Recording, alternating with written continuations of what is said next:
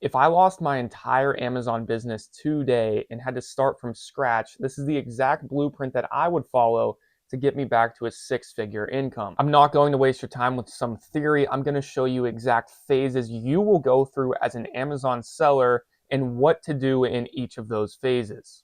This blueprint comes from what I went through personally as a six-figure Amazon seller myself, but more importantly, it's also been tweaked throughout the time of me helping brand new people into the Amazon market. For those of you that are brand new here, we have to build the foundation. This is going to be your $0 to 1K. You should be doing this within the first 1 to 2 weeks of starting your Amazon account. Where you can start your Amazon account at is going to be sell.amazon.com. From there, you're going to go through, fill out a couple personal things just about yourself, and then create the account. I highly recommend you go with the pro account. The other one is just a complete scam. Please do not fall for that. You're going to be moving way more than 40 units within your first month. The starting capital for this business is going to be a minimum of $1,000. This $1,000 is including your label printer, your boxes, your poly bags, your labels, and then $500 per product after that. $1,000 is going to keep you right on the safe side of this limit, and also it's going to be just enough to where you can reinvest this capital back into your business and you can grow from there. This is actually the exact capital that I started with myself to get going in Amazon. A lot of people question, do I need an LLC to get started in this industry? And I say absolutely not. I believe in just getting your feet wet. How do we learn to swim without getting our feet wet, right? So I recommend just getting the account. You do not need an LLC to get an Amazon seller account. Just hop into it, start sourcing products, and do your best to find products. Of course, at a later date, once you push a little bit of capital through your business and you get the proof of concept, definitely go for the LLC and start building that business history for later on in the future when we go to scale with capital. Do not get this confused, guys. To get started in this business, all you need is SellerAmp and Keepa. SellerAmp is going to be like your profit calculator, how we know what we're going to be making on each unit that we sell. And then Keepa is going to be like your basic understanding of economics. This is where we judge, is the price going to go up? Is the price going to go down? How many other sellers are in the market? And how many times per month is this product selling? Of course, at a later date, you will be adding in other software, but let's not over leverage ourselves before we've even started.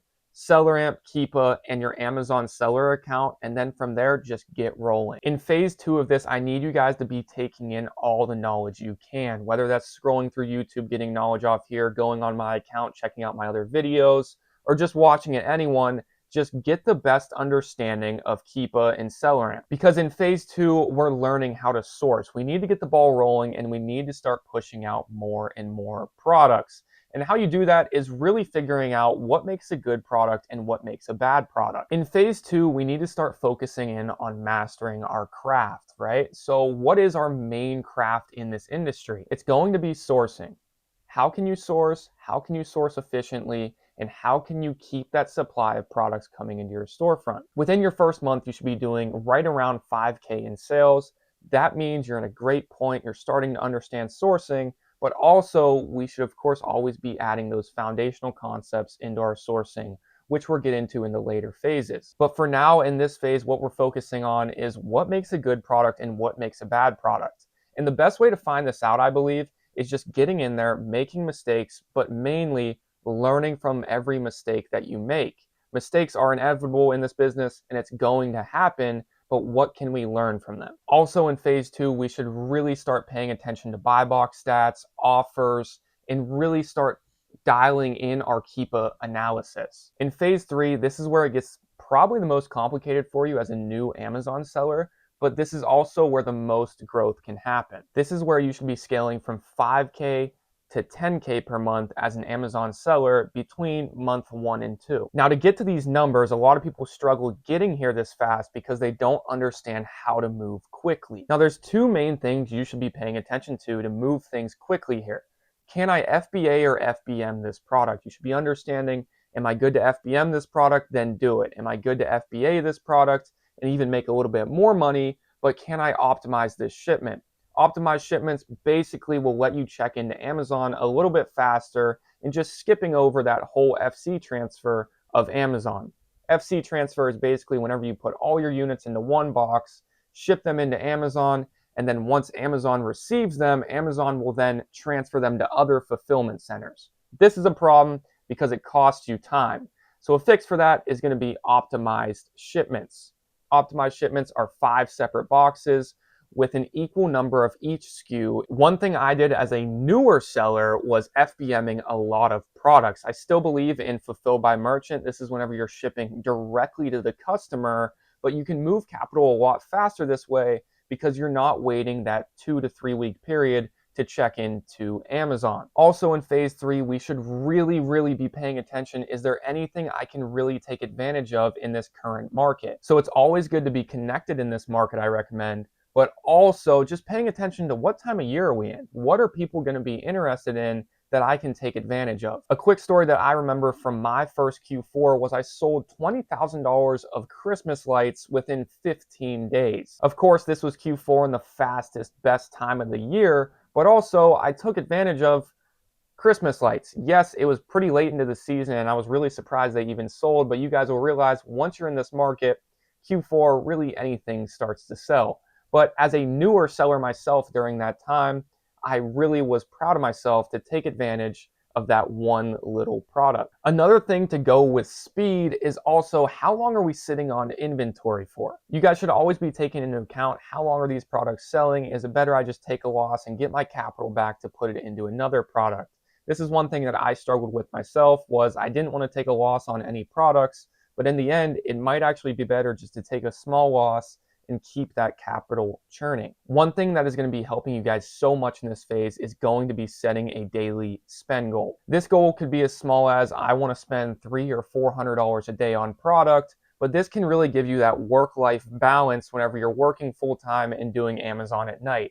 Because I remember I just used to source, and almost burn myself out at times. If you can stick with a daily spend goal for at least a month, you will see such a change in your business and such more consistency within your sales. And one bonus to this I can highly recommend, which I didn't do myself early enough because I was brand new to the business, was tracking my profits. If you guys don't know your profits, you're not even running a business. How you can do that is you can go to SellerBoard and get SellerBoard. All you do in SellerBoard is plug in your cost of goods, and then every single time that product sells, now it'll track your profits for you. Use the link down in the description. You get your first 2 months free to track your profits. In phase 4, this is actually the scariest for a lot of sellers. A lot of sellers here either quit or get stuck here for the rest of their Amazon career. And here's exactly why. They over leverage themselves. In this phase, people start to get that feeling of I made a whole bunch of money, but not really, because they hired 2 VAs, a prep center, all this. They pretty much delegated way too fast. So what I can recommend here is definitely stay humble.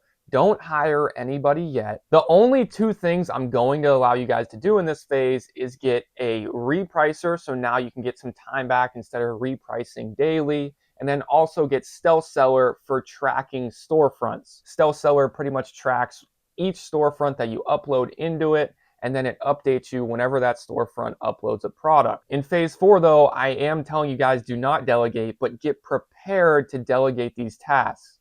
Because in phase 4, we're going to be setting up the funnel for products coming to us and how we really like to source. So whenever we do bring other people in, we know how we like it. In phase 4, this is where myself and my students most of the time go out and get some business funding. 2 cards I can recommend is the Chase Ink and the Amex Blue Business. They both are 0% cards.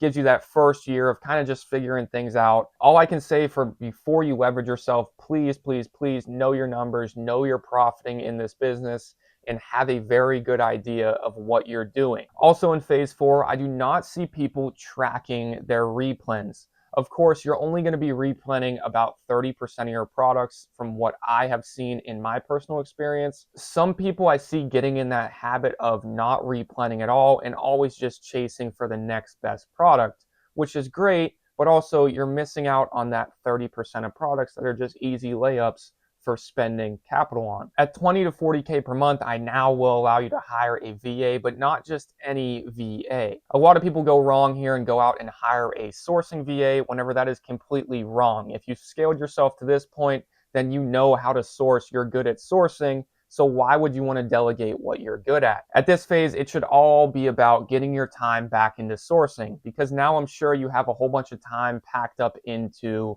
packing up shipments or doing random miscellaneous stuff to keep your business organized. So here you could look into a prep center or an admin VA. Before you get into a prep center, what I can recommend is time yourself and see how long you're spending each week packing up units. If you're spending more than 10 to 15 hours packing up units per week, definitely delegate this and get that time back into sourcing. In phase 5, this is really where you should be understanding what's a good keepa, what's a bad keepa. So do we really have to see that 50 sales per month stamp anymore, or can we go wider and maybe pick up some slower movers just to build a wider foundation in our business? The main takeaway for phase 5 is getting your time back into sourcing. If you guys are looking for help from me one-on-one, holding your hand through this business model, feel free to go in the description and apply for my mentorship. And from there, we can hop on a call. Now that we understand the phases that Amazon sellers go through, some of the biggest mistakes I see them make is one, quitting too soon. So many people quit before they get to that 10, 15, 20K per month mark, and it was right before they got there. I also see so many brand new sellers not going for ungates. They only just sell the auto ungates, but you cannot be scared to ungate. Ungating is what separates you from all these other sellers in this market. Also, whenever you have to ungate products, the likelihood of that product getting saturated super fast is going to be much lower, simply because people are scared to go for ungates. I also see people not connecting themselves in this market. Networking in the Amazon space has scaled me so much faster than other people just because I know people, we trade products, it's great. Also, I see people buying too much inventory, but even worse, too little inventory. People do not understand how to read a keepa properly and how many units to buy. Most people, whenever I talk to them, they're just like, oh, the product sells 100 times per month, so I usually just buy 10 units. That's completely wrong, and you should be reading on how much inventory to be buying, because I believe in buying too little inventory is worse than buying too much inventory. And the biggest one that'll stun your growth completely is not reinvesting your profit. You start to make a little bit of extra money, but scaling this business, this is a inventory-based business. So the more money you have, simply the more money you can make with this business model. So what I did, because I started with less capital, was I reinvested my profit back into the business. This is what let me keep growing and growing. With all that being said, thank you guys for watching this video. We are uploading every Thursday and Sunday, so be ready for those new videos coming out. Thank you. Peace.